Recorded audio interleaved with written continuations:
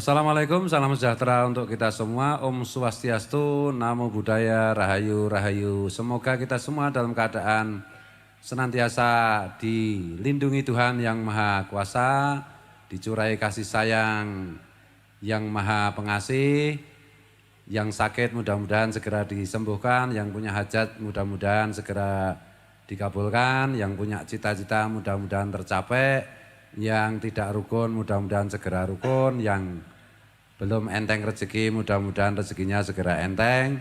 Pokoknya doa-doa yang baik untuk semua penonton channel kita ini. Sebagaimana tertulis di tagline acara kita, jadi ini acara perdana dari Falsafah Rakyat Nusantara. Kita akan berbicara mengenai nilai-nilai yang diwariskan oleh para leluhur bangsa Nusantara yang sudah berabad-abad.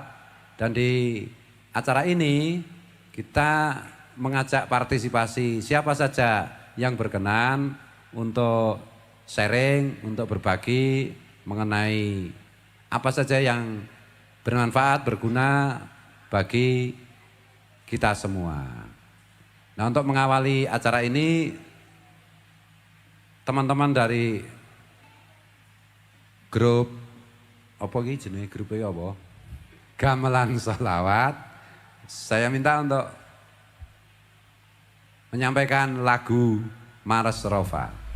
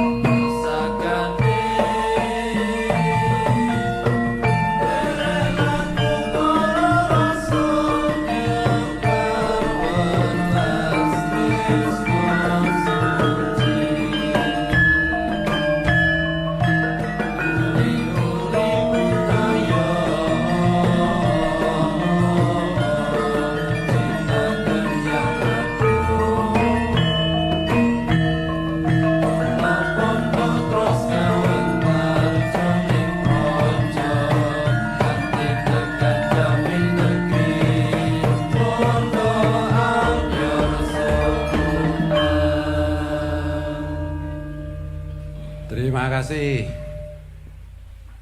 Mungkin Mas Samo bisa dikasih mic ya. Saya mau nanya-nanya satu dua. Ini Mas Samo ini di gamelan sholawat perannya itu biasanya mengaransemen lagu ya. Termasuk lagu ini tadi ya. Ini aransemennya Mas Samo ya. Jadi ini Mas Samo bisa ceritalah lagu ini gimana, yang menciptakan siapa, isinya apa saja, terus proses kreatifnya gimana sampai tadi bagus sekali ketika disajikan. Ya Mas Samo. Ya, lagu Mars Rova tadi itu sebenarnya yang menciptakan itu pelatih gamelan kami Bapak Ki Marzuki. Jadi itu ciptaan beliau Ki Marzuki yang melihat gimana menggambarkan bagaimana kehidupan di pesantren, bagaimana tujuan dari sebuah pondok pesantren, yaitu dikatakan tadi bahwa nguri-uri budaya Cinaket yang agung, maksudnya dengan dengan nguri-uri kebudayaan, dengan melestarikan kebudayaan itu adalah jalan untuk mendekatkan diri kepada yang Maha Agung, kepada Tuhan yang Maha Esa. Begitu kira-kira pesan lagunya Mars Rova tadi, karena ya itu. Itu tadi ada kata-kata welas asih ya? Apa ada? Welas asih atau nyebar gimana? welas tresno suci. Oh, nyebar welas tresno suci, menyebar luaskan kasih sayang berdasarkan tresno, berdasarkan kecintaan yang suci, gitu ya. Jadi kan hakikat semua agama itu kan menyebarluaskan kasih sayang karena memang didasari oleh kecintaan yang murni, yang ikhlas, gitu ya. Ya. Terus ada lirik frase lain atau kalimat lain yang menonjol di situ. Apa ya, ingat-ingat agak lama. Udah agak lama ya. Proses kreatifnya berapa minggu itu?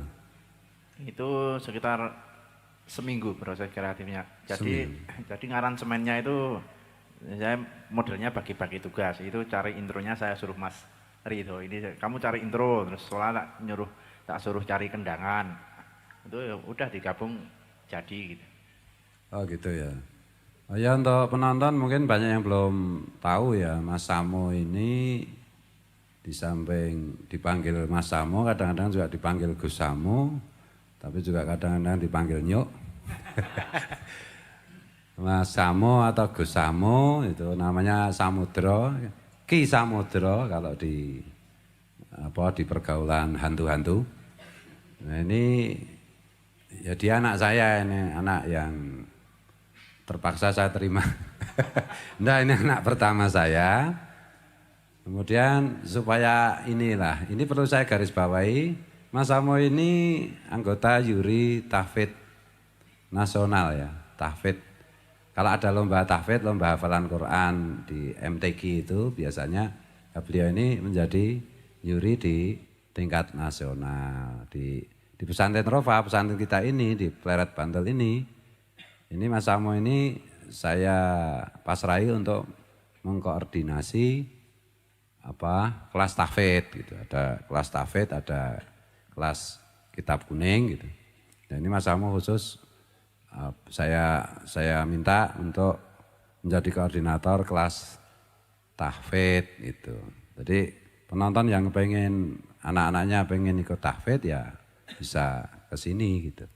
Kalau diizinkan Mas Samo, maksud saya begini loh, menjadi santri, menjadi penghafal Quran, bahkan Mas Samo ini gurunya orang yang menghafalkan Quran, bahkan jurinya orang yang lomba hafalan Quran tingkat nasional, itu bukan berarti terus meninggalkan akar budaya. Gitu.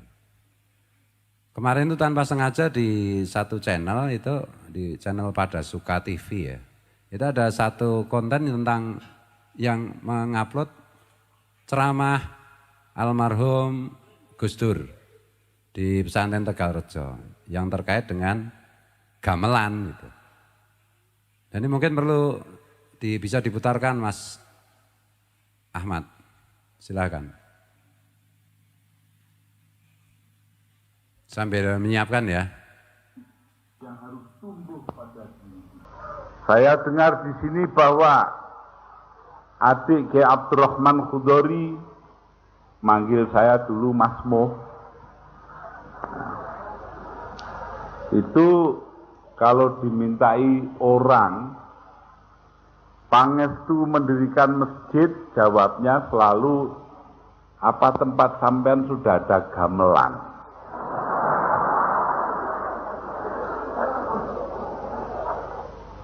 Dan kalau dijawab belum, jawabnya sudah, beli gamelan saja masjid gampang nanti berdiri sendiri.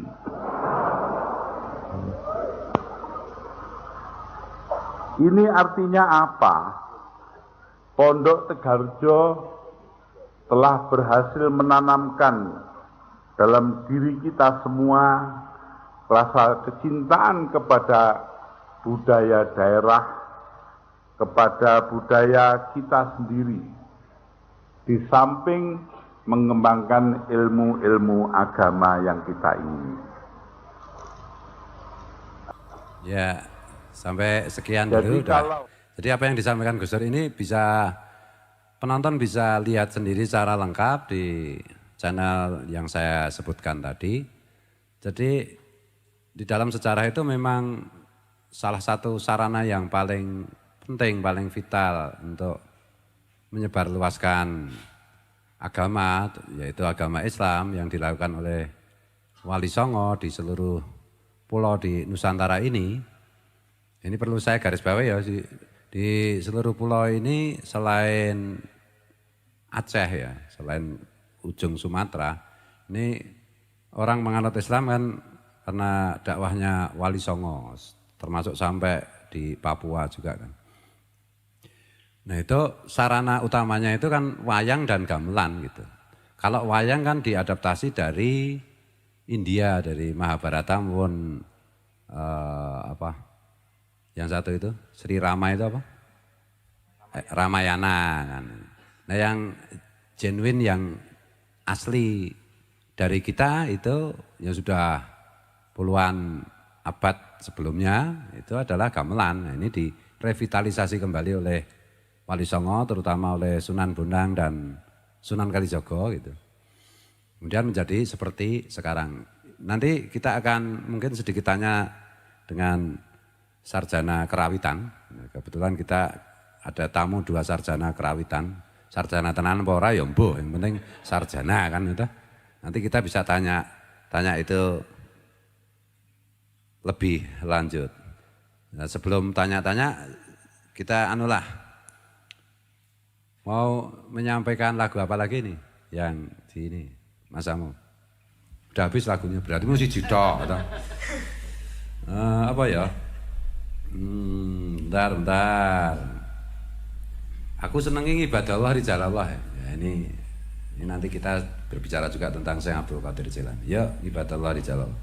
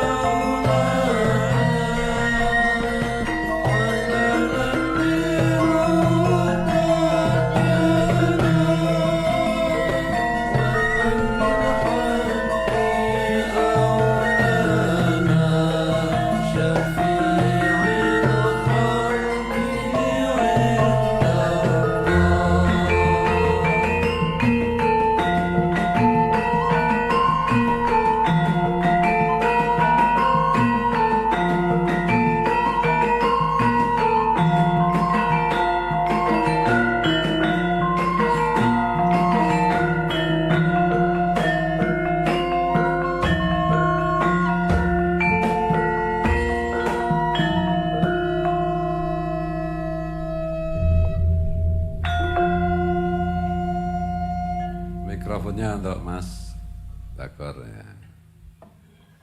Ini sebenarnya nama aslinya itu siapa kok terkenalnya itu viralnya kok Mas Bagor gitu. Bayu Pak ya. Mas Bayu ya. Kalau Bagor sendiri artinya apa? Bagor itu dulu kan waktu itu dapat itu dari KKN dulu. Jadi KKN 20 orang yang sering makan saya jadi ya Oh. Bagor gitu. Bagor itu bahasa itu bahasa Jawa ya itu? Iya bahasa Jawa, kantong lah. Oh, kantong beras ya? Ya kantong beras. Iya, iya. Iya, iya. Ini Mas Bagor atau Mas Bayu ini benar ya sarjana dari sarjana kerawitan ISI ya? Iya. ISI Yogyakarta ya? Ya isi Jogja. Ijazahnya asli tenan toh? Asli tapi nggak kepake. Oh iya.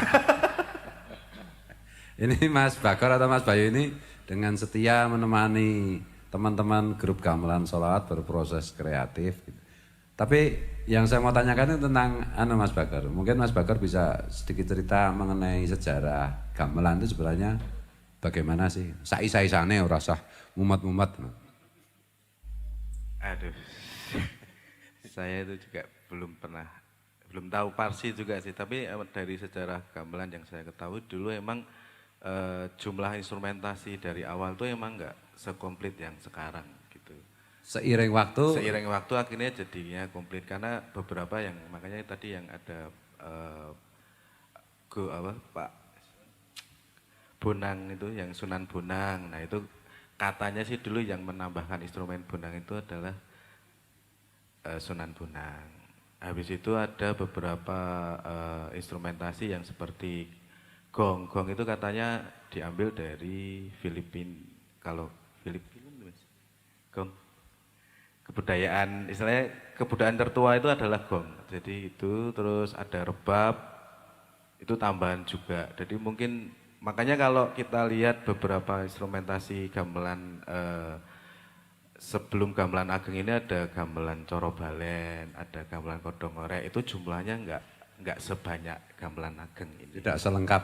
Iya, tidak selengkap ini. Dan gamelan ini ada di seluruh penjuru Nusantara ya? Semuanya ada ya di masing-masing suku di Nusantara? Iya, gamelan di seluruh, maksudnya di lingkup Asia mungkin ada banyak yang, ada yang Thailand. Thailand itu ada bonang yang kayak bonang, bentuk bonang seperti ini juga ada, tapi di sana namanya beda. Terus yang kalau yang di Thailand bonang cuma pakai celana dalam. Gimana? Terus ada yang dari Sunda itu namanya juga beda. Ada saron juga, tapi Sunda. Terus ada Banyuwangi. Kalimantan ada Kanong kayak gitu. Sulawesi saya belum tahu yang Sulawesi. ada itu Mas, ada. Iya. Sumatera jelas ya. Sumatera ada. Tapi emang kayak bonang ini namanya di Sumatera namanya talempong kayak gitu. Oh, tapi nadanya sama ya, jadi pentatonik gitu ya. Hampir semua yang di etnis Indonesia itu hampirnya pentatonis, tapi memang pentatonisnya beda-beda. Kayak pentatonisnya Sunda dengan pentatonisnya Kalimantan beda. Apalagi di Jawa yang pentatonisnya selendro gitu kan beda juga. Ada pelok, ada selendro. Ada pelok yang selendro. Kalau yang kita mainkan ini pelok. Pelok. Oke. Kalau yang dimainkan Mas Bagor ini malam ini selain seruling tadi, ini apa ini? Ini namanya siter. Oh, tak kira gue golek ikan nih. Ada senar-senar itu. Itu namanya siter. Siter itu asli Jawa ya? Iya, siter asli Jawa. Kalau yang di Sunda namanya kecapi. Ada yang nyebut juga hasapi. Gitu. Gitu ya. Jadi luar biasa ya kekayaan yang diwariskan oleh leluhur. Sebenarnya bukan Jawa ya, leluhur Nusantara ya, karena Nusantara. Tersebar di seluruh ini ya. Dulu juga Pulau Jawa, Sumatera itu kan juga jadi satu juga kan. Bali ya, sebelum gunung meletus itu. Oke, sebelum kita lanjutkan kita dulu. Nyanyi lagi dulu. Ini tadi udah lagu Arab, sekarang tadi belum bicara tentang Syekh Abdul Qadir Jailani ya. Yuk nantilah. Sekarang dulu ya. Allahumma sholli ya.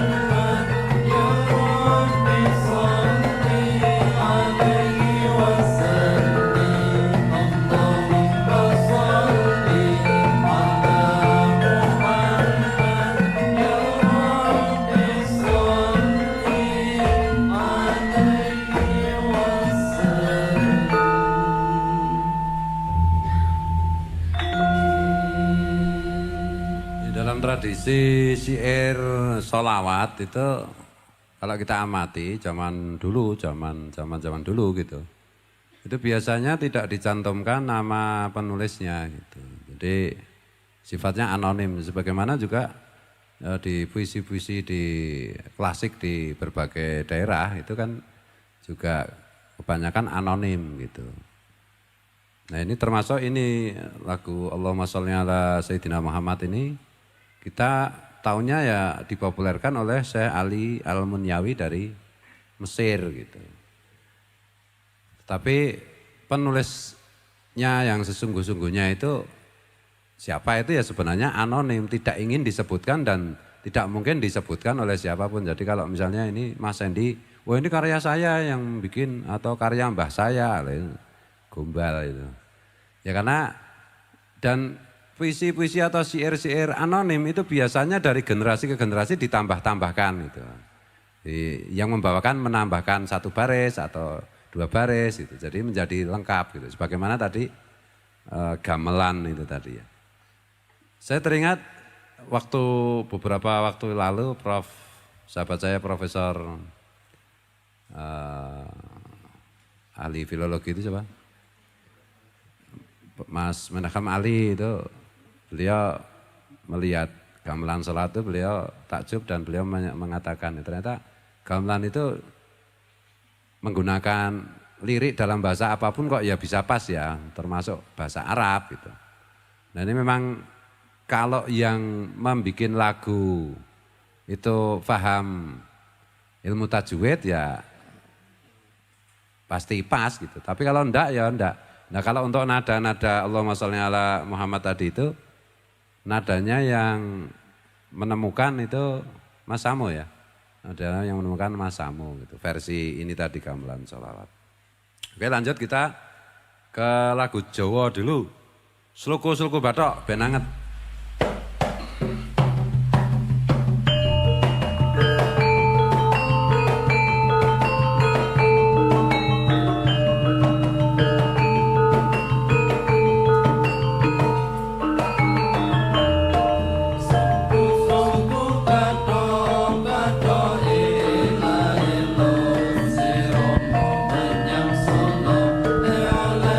Payung nutra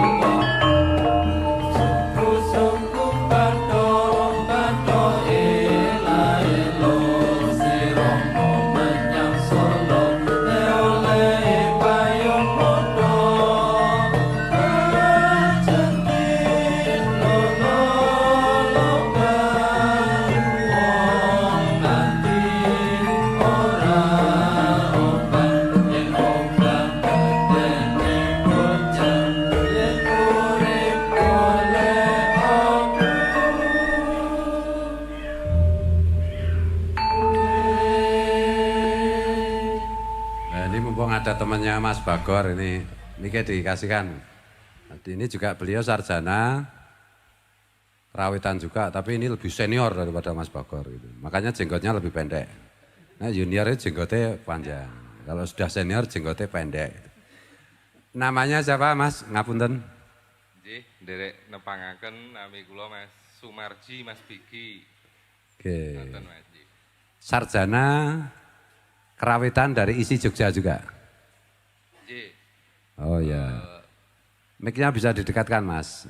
Manggilnya apa biasanya teman-teman? Biasanya kalau teman-teman itu ya manggilnya Mas Bagong. Bagong? Ya.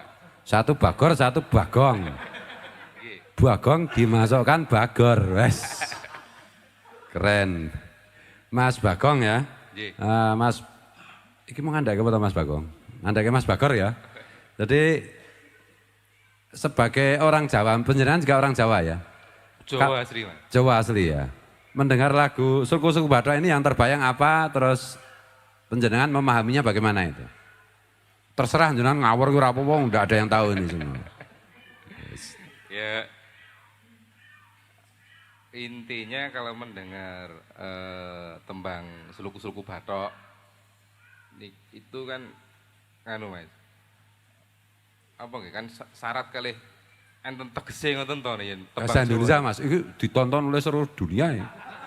Oh bahasa Indonesia. Oh bahasa Indonesia, Oh, iya. dikira orang Jawa tok sing nonton.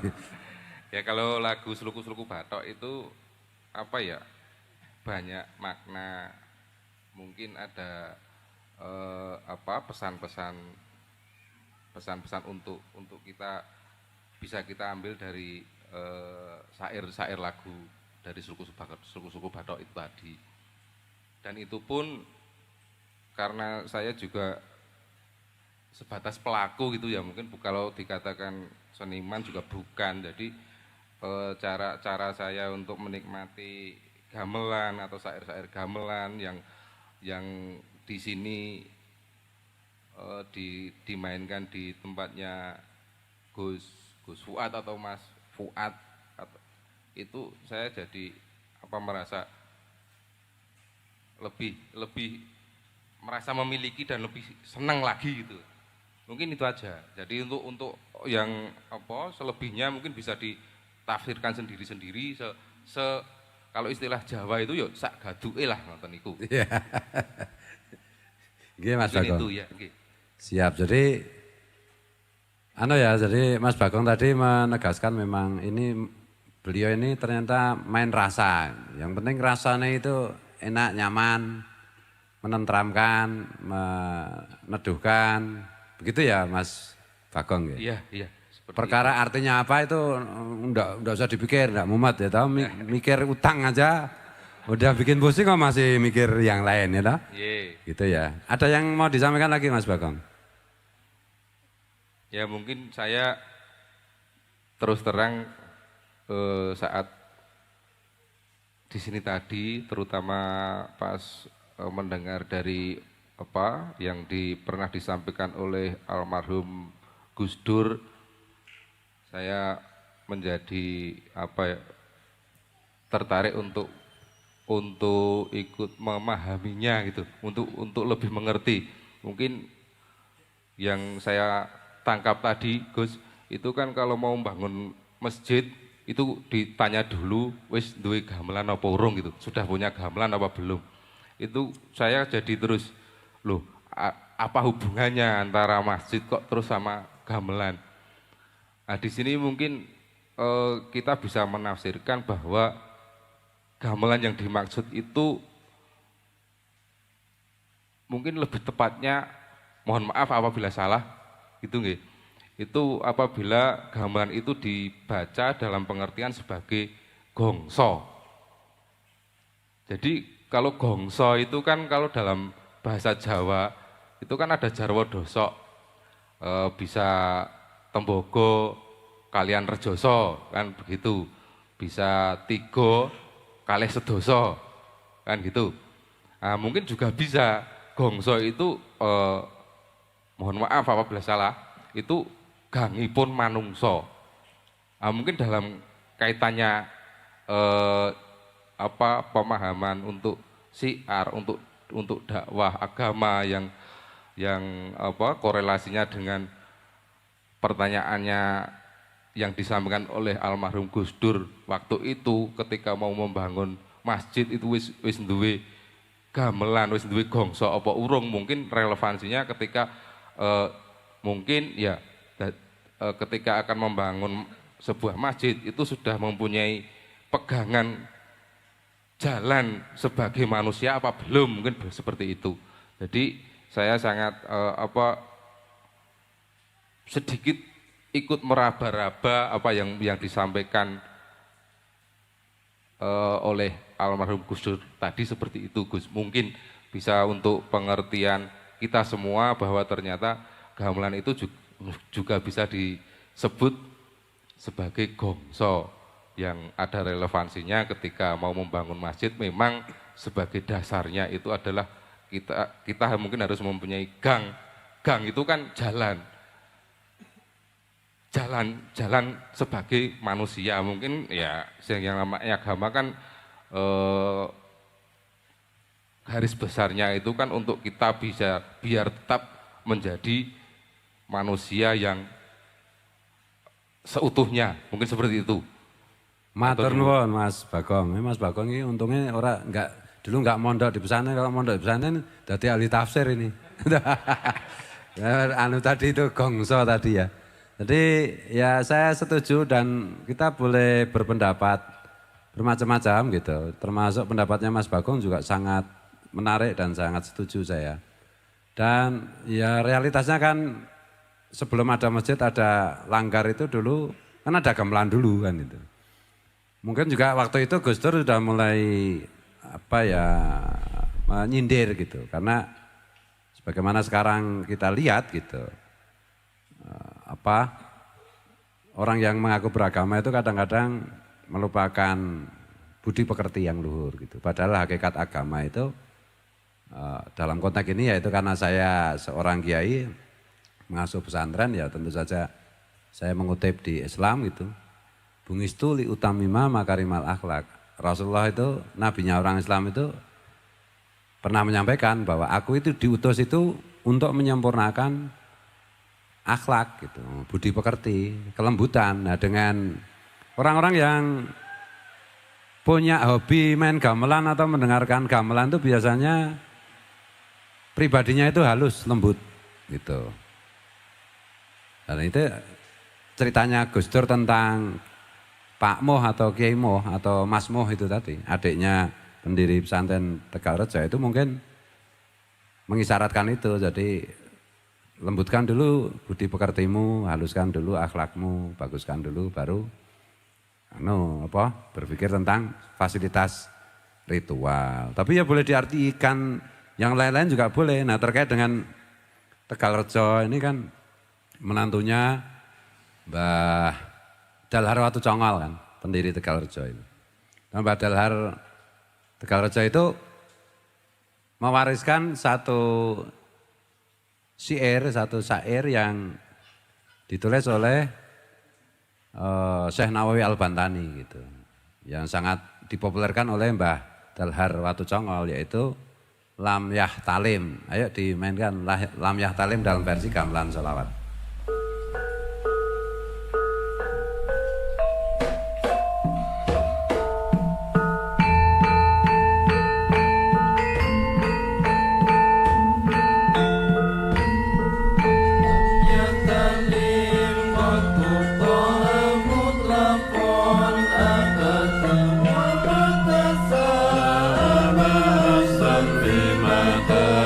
Zaman ini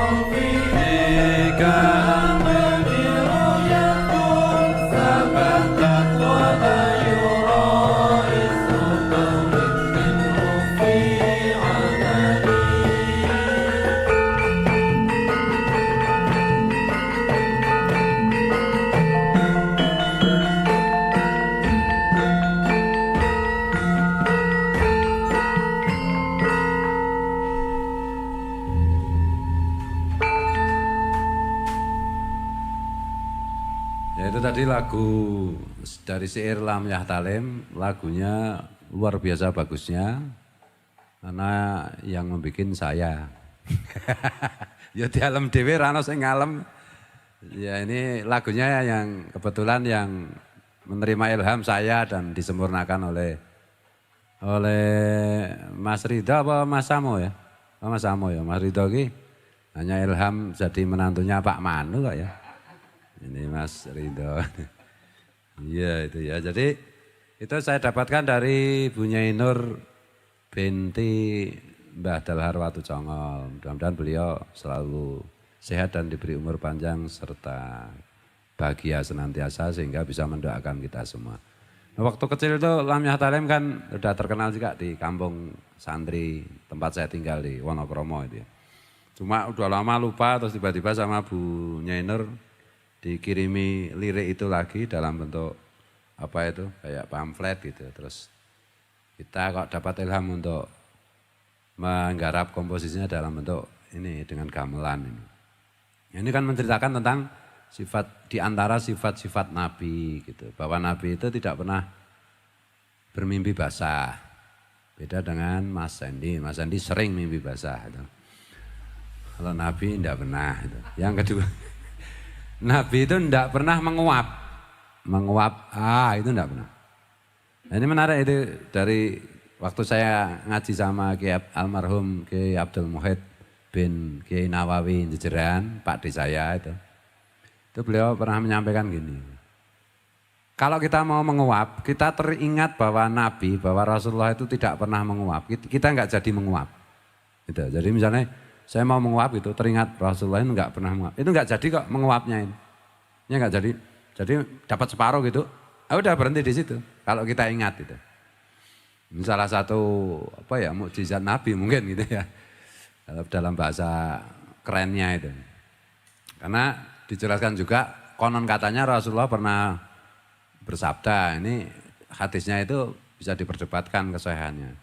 Bahwa menguap itu dari setan. Kalau bersin itu anugerah Allah. Makanya kalau bersin kan wajim itu. Itu kan baca alhamdulillah. Kalau menguap astagfirullah kan itu. Berarti kalau dari setan kan akrab kita dengan setan. Kalau dalam bahasa biologi kan itu menguap itu mencari asupan lebih banyak karena tubuh kita kurang oksigen. Nah, masuk akal juga setan itu kan ada di darah. Kalau darahnya banyak, CO2-nya kurang oksigennya, setannya banyak. Gitu. Konon katanya seperti itu, boleh percaya, boleh tidak. Nah kalau bersin itu kan membuang apa virus, membuang apa mana? Selain virus itu apa? Nek virus kan hewan. Kalau yang tumbuhan itu apa? Pohon jati.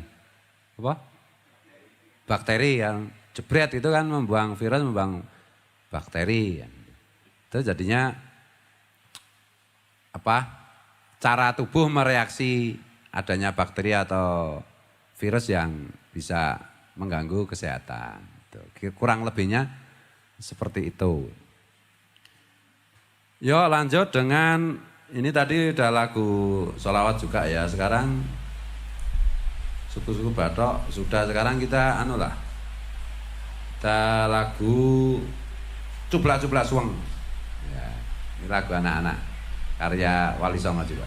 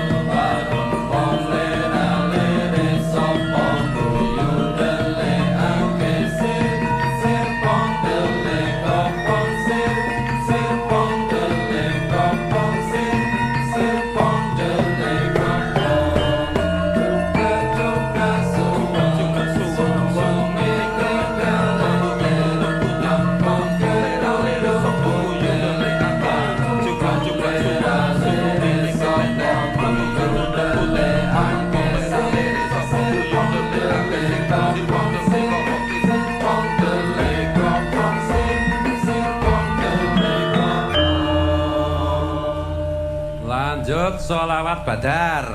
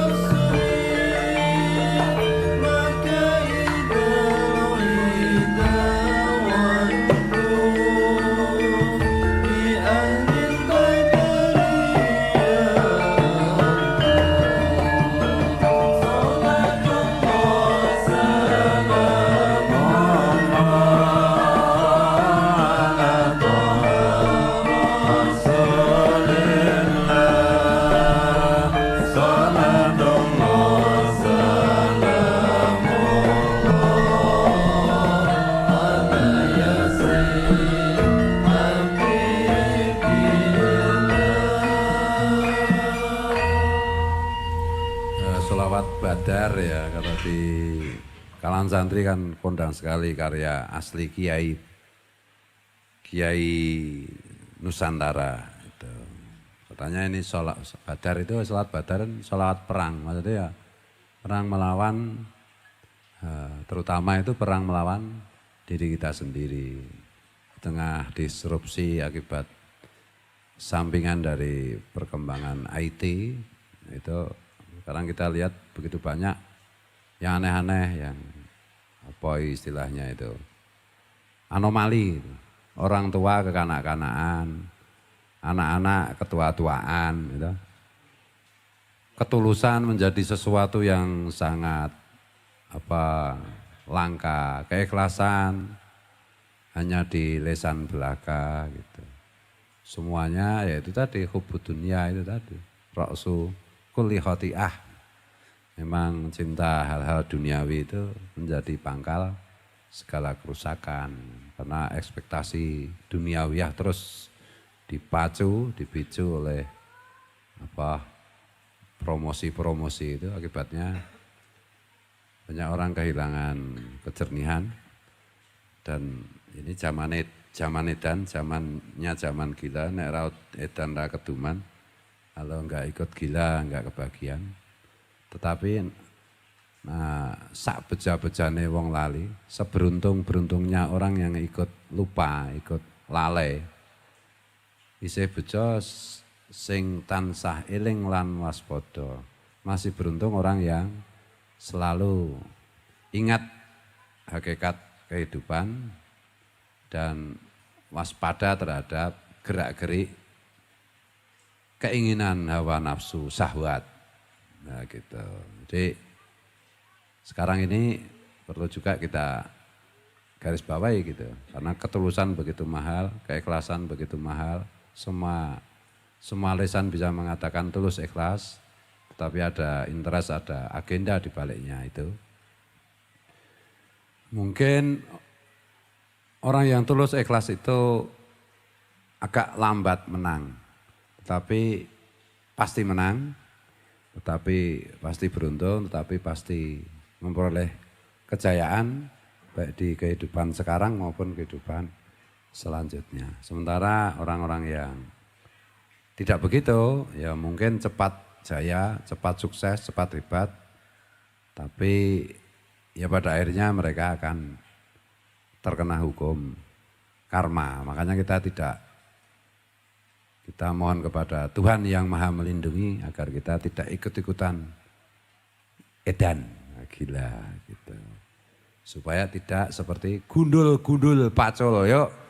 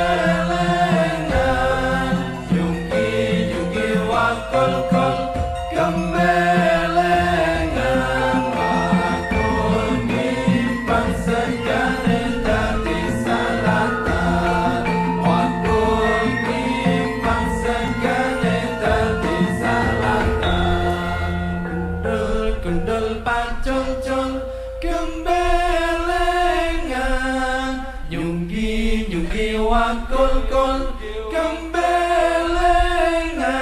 wakul rimpang segale dadi salatan wakul rimpang segale dadi salatan dul pacul dul kembelengan yugi wakul kul kembelengan wakul rimpang segale dadi salatan wakul rimpang segale dadi salatan.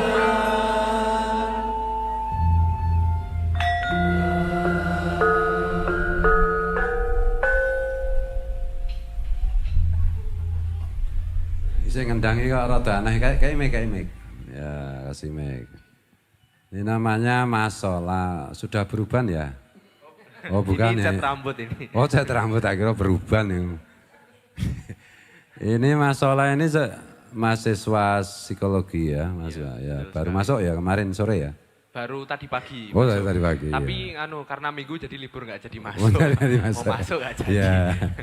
Ini Mas Sola ini belajar di Fakultas Psikologi Universitas Gajah Mada. Jasanya disimpan jangan sampai hilang nanti dituduh palsu. Itu kan repot. baru masuk tadi pagi. Oh baru masuk tadi pagi ya. Jadi profesinya selain pengendang juga penempeleng, petinju. Gitu. Bisa cerita ini mau bicara sebagai petinju, mahasiswa psikologi, apa sebagai pengendang, atau sebagai makhluk beruban. Wah, nek petinju sama pengendang nanti kendangnya jebol lah tinju. Iya. Apa ya?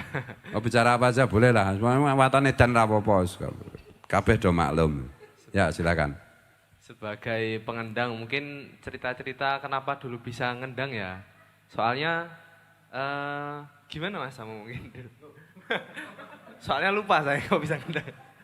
Karena tiba-tiba langsung bisa ya, nggak belajar ya. Belajar sama Mas Bagor cuman sehari terus langsung diculke apa Mas Bagor pusing apa ya. Karena susah diajarin. Ya Melihat fenomena sekarang ini medsos yang luar biasa macam-macam. Mungkin kamu punya pandangan atau kamu pengen meninju semua orang sebagai petinju yang belum pernah meninju orang gitu. Ya silakan. ya mungkin tentang ini aja ya. Kalau sekarang itu seumuran saya anak-anak udah pada Gen Z udah pada lupa tentang tembang-tembang Jawa. Jadi adanya gamelan sholawat ini dengan aransemen-aransemennya Mas Samu itu memberi warna baru buat gamelan yang mungkin disukai. Jadi karena memang ya kalau enggak dengan warna baru mungkin gamelan yang lama itu ibaratnya bagi seumuran saya udah agak ngantuk ya, dan masnya mungkin buat seru-seruan mungkin kurang. Nah ini hadir gamelan sholawat itu tadi. Dengan warna baru ya? Betul sekali. Dan misalnya warna baru itu apa? Merah, putih, kebetulan jingga. saya mungkin buta warna. Oh, enggak. Ya mungkin aransemen yang lebih rancak. Jadi kita itu kemarin konsepnya pas awal-awal gitu kita masih pakai aransemen gamelan lama yang ibaratnya masih based on ilmu-ilmu kerawitan lah. Nah itu bagi saya sendiri mendengarnya agak ngantuk. Terus muncullah ide gimana kalau kita meniru gaya Bali yang dia itu rancak tapi kita tetap menggunakan gamelan Jawa. Terus makanya hasilnya tadi ada seperti Mas Rofa yang agak lebih rancak ya. Terus nanti mungkin ada di play nanti lagu Kulhu itu juga sangat rancak, dan beberapa lagu lain yang memang ya lebih cocok lah di telinga anak-anak seumuran saya yang Gen Z juga. Soalnya kalau yang ya sebenarnya dua-duanya sama-sama bagus karena kebudayaan kerawitan ini memang harus dilestarikan, tapi ya memang harus ada variasi biar nggak bosen gitu. Oke Mas Samu, kebetulan juga Mas Samu ini kan juga penyanyi juga toh, penyanyi pop, Sola ya. Mohon maaf penonton karena saya itu banyak banget anak itu. Jadi ini kadang-kadang nama satu dan lainnya itu keliru, kan itu toh. Nama saya aja kadang lupa namaku siapa toh. Jadi mohon harap maklum. Mas Sola ini kan juga penyanyi pop, penyanyi rock juga sama Mas Sandy yang dulu di New Days itu. Kemudian Mas Bagor itu kan juga keyboardis ya. Grup band apa itu? Grup Sri Rezeki ya, Sri Rezeki. Entok rezeki lah Mas. Mengentok Sri dan rezeki, luar biasa. Jadi karena kita juga terbiasa, Mas Samo itu mungkin aransemennya agak bau-bau. Ya karena Mas Samo itu kan penggemar musik-musik jazz, musik klasik sama kalau pop ya Queen dia itu. Jadi ini di sini juga ada Freddie Mercury. Nah, Freddie Mercury telah bertobat, sekarang malah main gamelan. Ya. Tapi tadi memang gamelan yang saya bilang memberi warna baru itu menurut pandangan saya mungkin sudah cukup cocok ya. Mungkin bagi nanti kalau penonton yang seumuran saya Gen Z, kalau punya masukan mungkin gamelannya dibikin gimana itu boleh ditulis di kolom komentar biar kita tuh lebih improve dan lebih cocok lah di telinga pendengar yang seumuran saya. Terutama netizen gadis gitu ya. Boleh sekali. Nah. Soalnya kami penggemar gadis-gadis ya. Salah, kebalik, bukan penggemar gadis-gadis yang penggemar Wis. saya. Yes, keren. Yes. Rakalah ru bapakne ya. Oke, karena tadi nyebut lagu Kulhu, kita coba dengarkan kayak apa sih lagu Kulhu.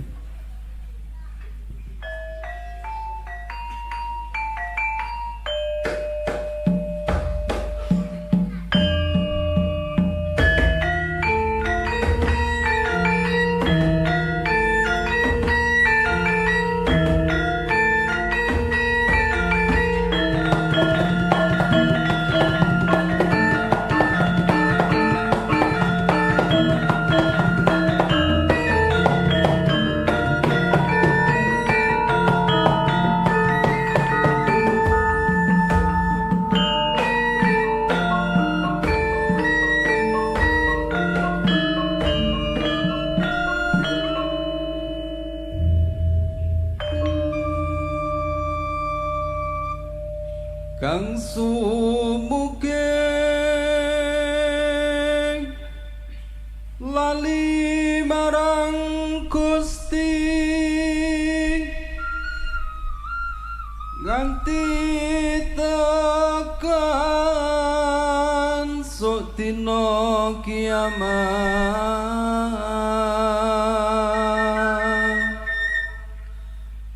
sumugengmu luput gede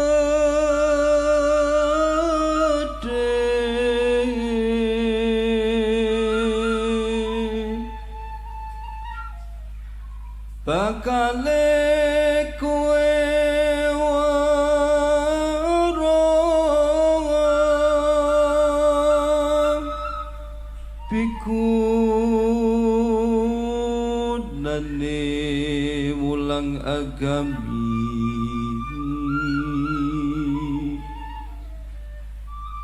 bakal weruh swarga neraka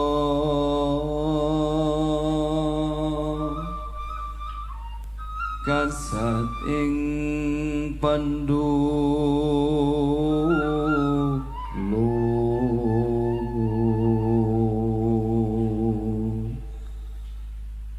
sira sigra tinanya gagah megah iku sapa sing maringi ing ngendi syukur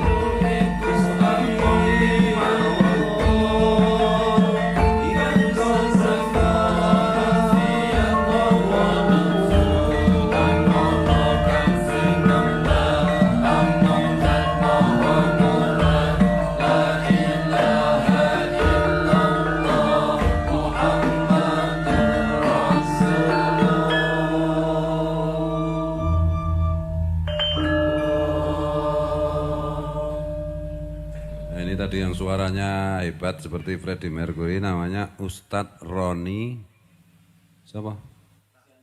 Sianturi. Roni Sianturi Al-Persi ya.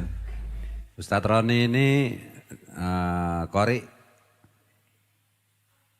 tingkat Provinsi Daerah Istimewa Yogyakarta. Jadi beliau ini qori bukan hanya sinden. Ini sinden itu beda sih ya. Ini sindon. Selain qori, beliau itu ustadz yang di ini iklan kumis dan jenggot.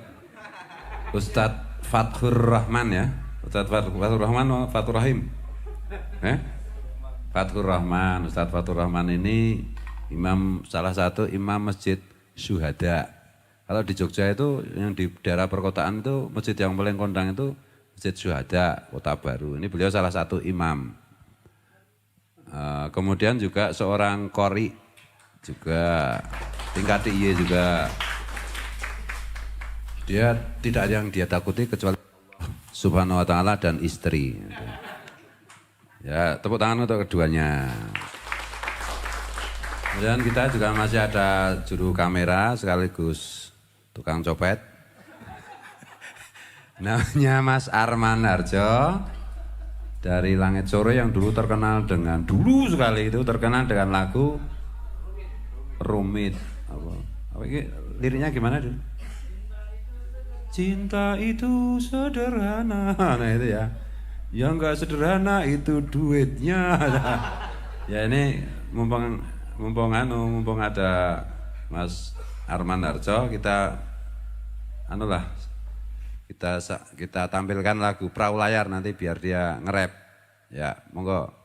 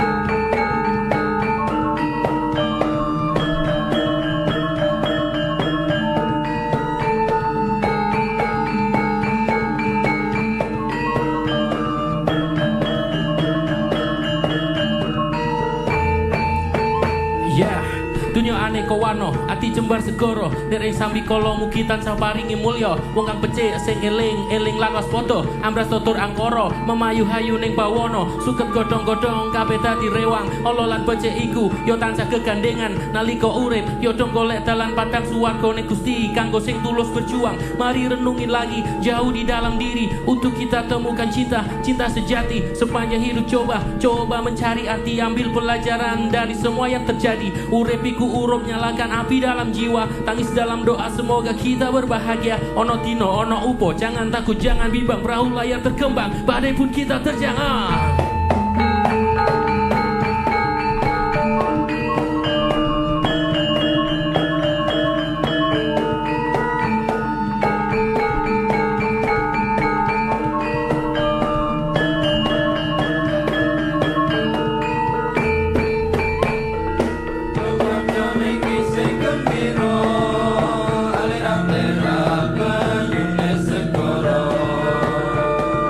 Anglia numpak perahu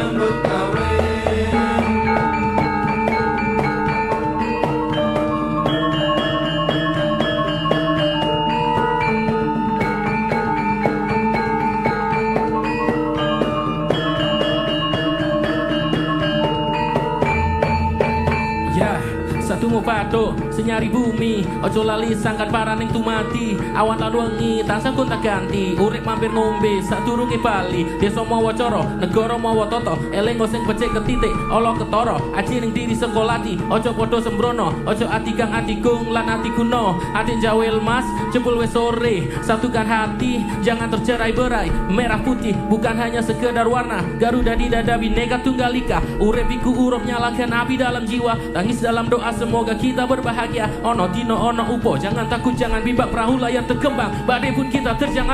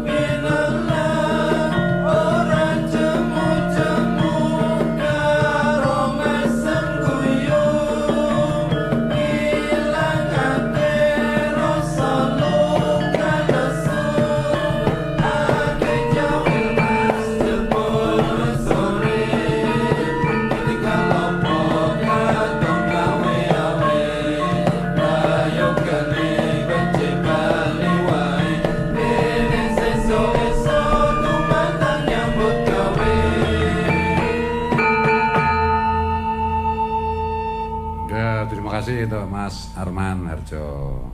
Ya, referennya lagumu sing satu-satunya lagumu yang terkenal ya. Refrennya cinta itu sederhana, yang rumit itu sholat. Wes ndak ditinju udah. Oh ya, diantara ini teman-teman yang ini kan hanya kru dan anak istri saya ya. Karena ini edisi perdana. Mungkin ada yang mau menanyakan sesuatu, boleh. Kalau tidak, kita lanjut satu lagu lagi terus. Sudah cukup ya masalah ya? Cukup. Ada yang mau bertanya apa? Caranya melunasi hutang apa-apa? Boleh. Gitu. Tidak ada ya? Kapan gamelan sholawat mulai tur lagi? Kapan gamelan sholat mulai tur lagi? Ya nanti kalau keadaan sudah diizinkan oleh Allah Subhanahu wa Ta'ala. Oh ya, ini karena edisi, masih ada pertanyaan lagi? Yang mau bertanya nanti saya kasih hadiah 1 juta rupiah tapi saya hitung. 1, 2, 3. Oh ya, enggak ada yang bertanya. Enggak ada ya sudah, enggak ada hadiah. Sekarang boleh bertanya tanpa hadiah. Ya ini jadi acara ini boleh diikuti oleh siapapun sebagaimana tertulis di tag gitu ya. Siapa aja bisa gabung di sini untuk kebaikan kita semua, untuk menyebarkan welas asih, belas kasih kepada sesama. Karena di sini itu kita tidak membeda-bedakan suku, agama, keyakinan apapun enggak gitu. Bahkan banyak juga non-muslim yang ngaku menjadi santri saya gitu. Jadi santri saya ada yang Islam, ada yang Katolik, ada yang Hindu, ada yang Protestan, ada juga, ada yang Konghucu, ada juga ngaku santri gitu. Santri cabang Konghucu ada juga. Jadi sini pokoknya seperti di apa itu diwasiatkan Gus Dur, tidak masalah apapun agamamu selagi engkau berbuat baik. Ya gitu. Kita sebagai satu bangsa, satu negara gitu, dengan prinsip Bhinneka Tunggal Ika, Pancasila dan lain-lain gitu. Karena sekarang ini banyak orang ngaku agamis tapi sebenarnya cara berpikir maupun perilakunya itu justru bertentangan dengan ajaran agama yang dia anut. Kadang-kadang tidak sedikit kita lihat seperti itu. Kadang-kadang tampilannya seperti Arman Harjo gitu, yang agnostik gitu. Dan ternyata memang ya jarang sholat beneran gitu. Ini hanya humor ya, dan satu lagu lagi sebelum kita tutup, nanti habis lagu ini berarti acara ini kita anggap selesai gitu. Tentu banyak keliru, banyak salah. Saya pribadi kepada teman-teman karena hobi saya memang roasting, mau hobi balapan F16, nggak punya duit jadi bisanya cuma ngerosting, makanya ngerosting gitu. Saya minta maaf, kemudian juga untuk penonton semua kalau keliru, kalau salah, banyak keliru, saya khususnya maupun teman-teman yang di sini semuanya, kita semua minta maaf, kritik saran kita terima, dan selamat bergabung dengan falsafah rakyat Nusantara. Gugur gunung.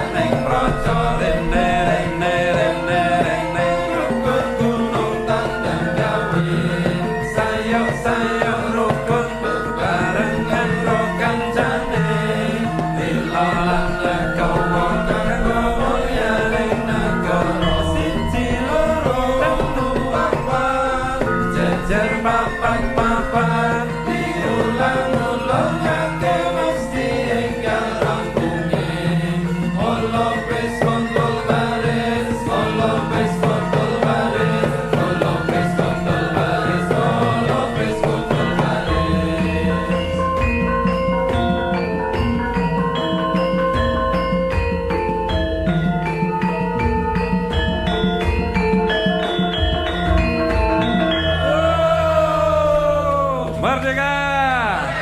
Merdeka! Merdeka!